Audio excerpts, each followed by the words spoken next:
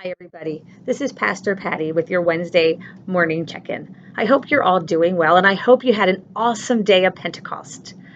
Today, I want to take my check-in and spend some time talking with you about Memorial Day. I think Memorial Day is one of the most confused holidays in our nation. There was a group of children touring Washington, D.C., and their tour guide asked them, what's so important about Memorial Day?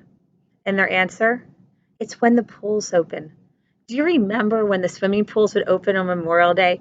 Oh, I remember my brothers and I were always so excited to be there at Spring Valley right after they opened for the start of that season. We also think of it as a day when the banks are closed, there's no mail, and many of us have the day off of work. There was actually a Gallup poll done, and this Gallup poll showed that only 28% of Americans knew the real meaning of Memorial Day. Now, I don't know what you know or you don't know, so I'm just going to give you a mini history lesson. First, Memorial Day is a day that's set aside to honor those people who died in fighting. It is not a day to honor veterans, though we appreciate them so much. This is a day to honor our fallen. And it was actually started by Major General John Logan, who was a Civil War veteran. He founded Memorial Day in 1868, and he did so following the Civil War. He took a small group of women to a cemetery in Columbus, Mississippi, and they put flowers on the graves of the soldiers of both the North and the South. That day continued, but it was eventually changed to Memorial Day so that we put more emphasis on those who gave their lives and not just their physical graves. So that gives us a responsibility. This comes back from our Christian heritage.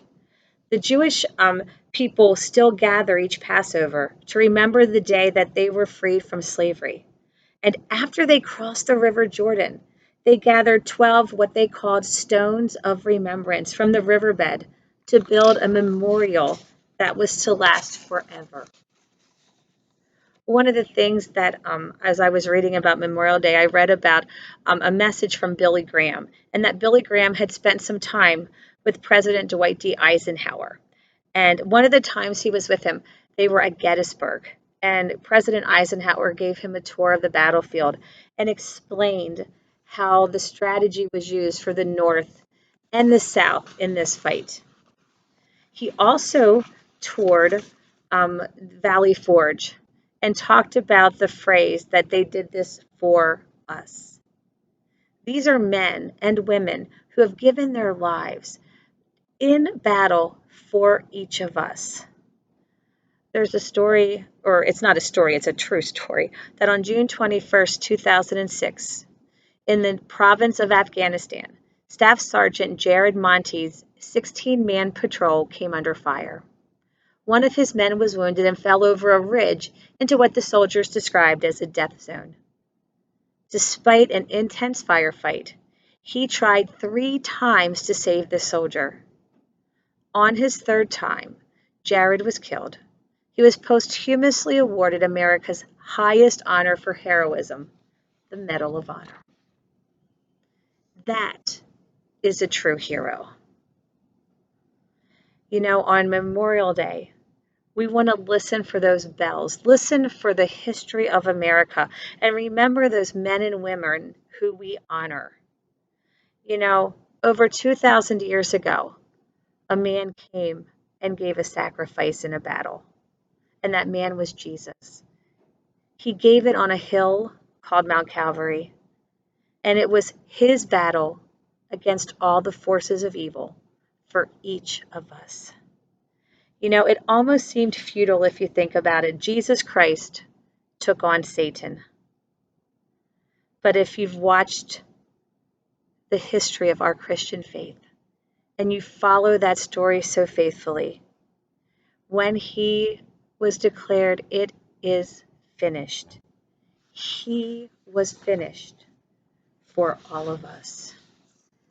I don't know who all you know who may or may not have died in battle, but we've had some local heroes. We have Staff Sergeant Benjamin Hines and Staff Sergeant Christopher Slutman. Daniel Zerby was a pararescue jumper for the Air Force. Sergeant Christopher Wrinkle, one of our very own sons of this church, and a personal family friend, Captain Sam Schultz from the Philadelphia area. These are people who are within our tangible reach, who we know have given their lives so that we can have off on Memorial Day and honor them. Our Star Spangled Banner is our history. It's our national anthem, but it wasn't adopted until 1931.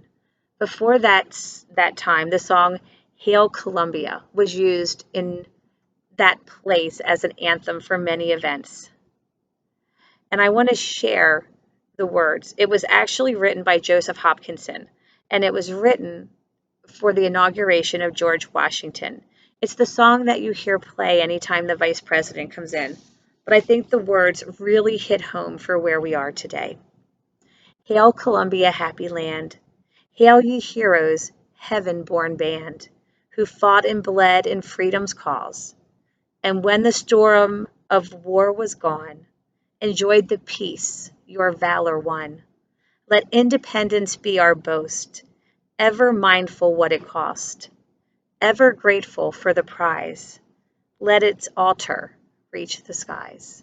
I pray that as you and your family find time on this Memorial Day to be together, that you find time to pause and thank those who have served so faithfully and given their lives so valiantly so that you can enjoy that day. God bless and be safe.